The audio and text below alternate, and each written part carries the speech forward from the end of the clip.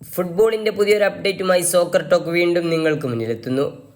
തരം താഴ്ത്തൽ മേഖലയിൽ നിന്ന് കിരീടത്തിലേക്ക് ലെവർക്യൂസനിലെ സാബി അലൻസോ വിപ്ലവം.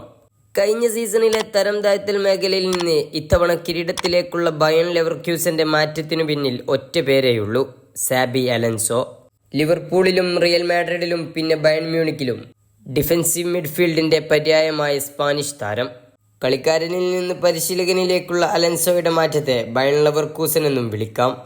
2011-12 സീസണിൽ ബൊറൂസിയ ഡോർട്ട്മുണ്ട് ചാമ്പ്യന്മാരായ ശേഷം ബുണ്ടസ്ലീഗയിൽ 11 വർഷം നീണ്ട ബയൺ മ്യൂണിക്കിന്റെ ആധിപത്യത്തിനു കൂടിയാണ് ലെവർക്യൂസൻ അവസാനം കുറിച്ചത്. ഞായറാഴ്ച നടന്ന മത്സരത്തിൽ വെർഡർ ബ്രെമനെ എതിരില്ലാത്ത 5 ഗോളുകൾക്ക് തകർത്തെറിഞ്ഞാണ് ലീഗിൽ 5 മത്സരങ്ങൾ ശേഷിക്കെ ലെവർക്യൂസൻ കിരീടമുറപ്പിച്ചിരിക്കുന്നത്. ക്ലബിന്റെ ചരിത്രത്തിലെ ആദ്യ ബുണ്ടസ്ലീഗ കിരീടം. കന്നിക്കിരീടത്തിനു മുമ്പ് ക്ലബ് 5 തവണ 2ാം സ്ഥാനത്തെത്തിയിട്ടുണ്ട്. മറ്റൊരു പ്രധാന കാര്യം എന്തെന്ന് വെച്ചാൽ ലീഗിൽ ഇതുവരെ ഒറ്റ മത്സരങ്ങൾ പോലും തോൽക്കാതെയാണ് ലെവർക്യൂസന്റെ കുതിപ്പ്. ഒരു സീസണിൽ തോൽവിയറിയാതെ ഏറ്റവും കൂടുതൽ മത്സരം കളിക്കുക എന്ന ബുണ്ടസ്ലീഗ റെക്കോർഡും ലെവർക്യൂസൻ ഇതിനോടകം സ്വന്തമാക്കി.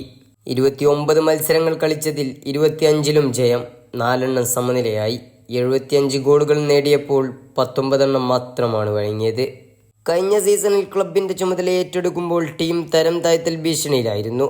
അവിടെ നിന്ന് 6ാം സ്ഥാനത്തെത്തിച്ച സാബി ഇത്തവണ ശരിക്കും അത്ഭുതം തന്നെ സൃഷ്ടിച്ചു.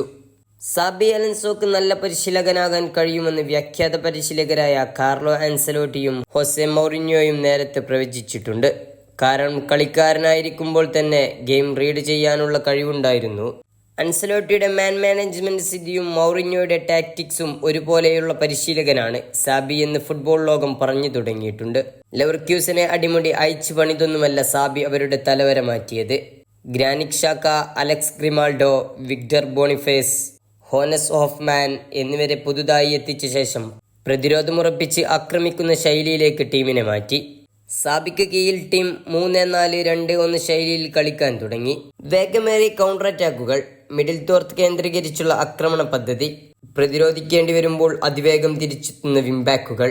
സാബിയുടെ ശൈലിയിൽ വലിയ പുതുമയൊന്നും കാണാനാകില്ല. എന്നാൽ തന്റെ ശൈലിക്കൊത്ത കളിക്കാരെ ടീമിലെത്തിക്കാനും അത് ഭംഗിയായി നടപ്പാക്കാനും കഴിയുന്നിടത്താണ് സാബിയുടെയും ലെവർക്യൂസന്റെയും വിജയം. വിംബാക്കുകളായ ഗ്രിമാൾഡോ, ജെറമി ഫ്രിംഗ്ഫോങ് എന്നിവരാണ് സാബിയുടെ വജ്രായുധം.